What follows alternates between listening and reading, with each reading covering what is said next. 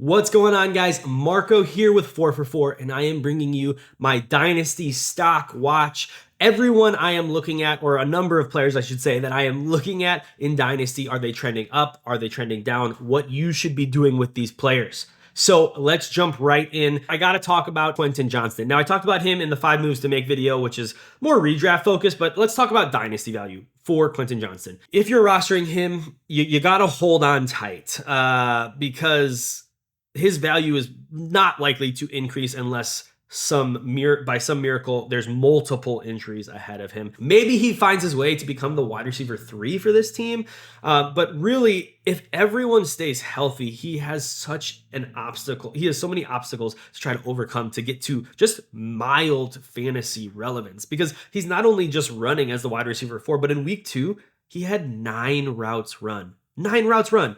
That was behind every tight end on the Chargers roster. Not good. Not good at all. He's one of those guys who his profile had an incredible ceiling. I was talking about if you wanted to invest in this guy, you were banking on his ceiling.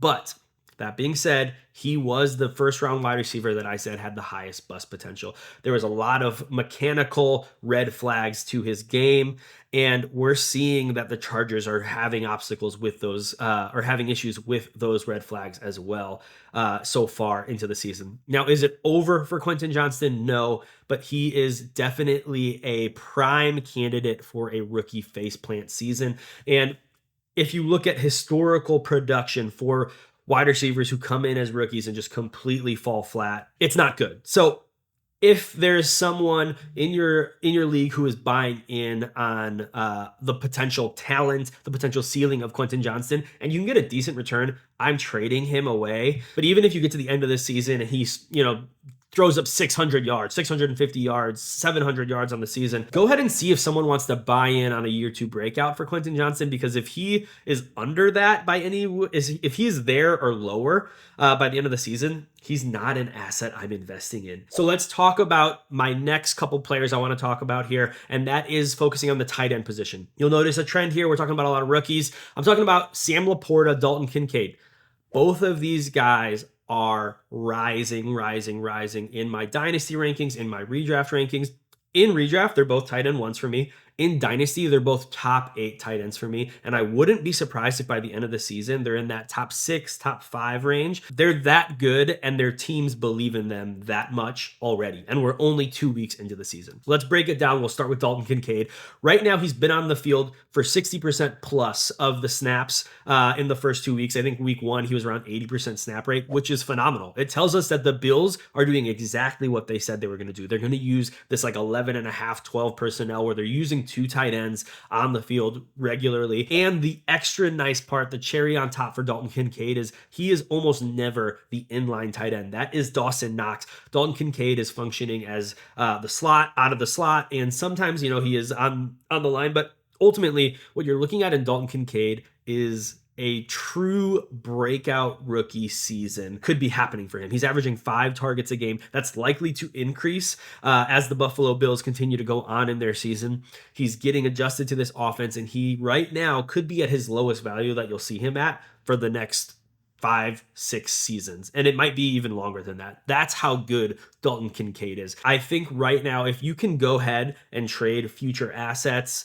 draft capital for Dalton Kincaid, go ahead and do it. Maybe there's a team that's a contender and they've got a premier tight end. They've got a Dallas Goedert, George Kittle. Maybe they've got a Travis Kelce and a Mark Andrews, and they just drafted Dalton Kincaid. See what it would take to pry away Dalton Kincaid, because you're looking at a top 5, potentially higher level asset at the tight end position. A year or 2 from now, he could be the elite premier tight end. And that's the same with Sam LaPorta. So let's talk about LaPorta for a little bit. He is averaging over 80% snap rate both games, which is incredible.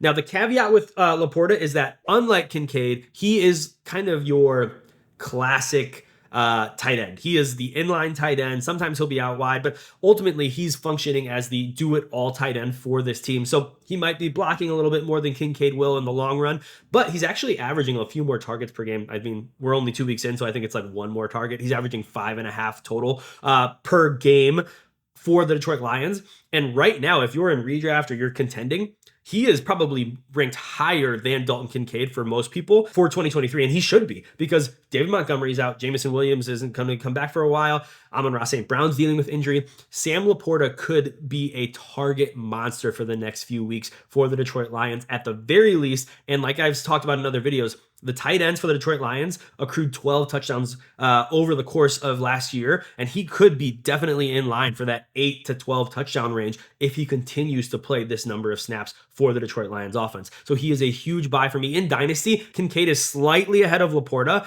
because of just his versatility and what he'll probably provide for you, and he's on a better offense, even though the Lions are a team hopefully on the rise with all their skill players. Okay, the last players I want to talk about is 3 running backs. Bijan Robinson, Jahmyr Gibbs, Breece Hall, and obviously these are the top 3 running backs in Dynasty. You know, there's not really a ton of wiggle room there. CMC, maybe if you want to throw him in there. Saquon, maybe. But really for me, it's these 3 and no one else. They're the only 3 running backs in Dynasty that I will actually pay assets for, players or picks, to invest in right now. If you look at what they've done, what they're likely to do, you know, for this season, for the next couple seasons, for their career, Bijan Robinson and Jahmyr Gibbs are almost a lot. They hit that 18 to 20% target share in their offenses really consistently. Breece Hall is obviously recovering from his injury, but week 1, he showed us what he could do. Week 2, his usage wasn't great, but ultimately worth talking Dynasty here. These are 3 young running backs who are probably the most all-around gifted players at their position. Drop your questions below if you've got specific ones where what you're willing to pay for these running backs. Again, you can drop them below, hit me up on Twitter. I'm happy to get to any and all questions. Thank you guys for checking out the video. We've got a ton more content, whether it be the other 4for4 staff, Tara, myself. I've got more coming out every week. So please, please, please subscribe to the channel. Check out all of our content. Hit that like button below. And don't forget to be kind, do good. We'll see you next week, and good luck in week 3.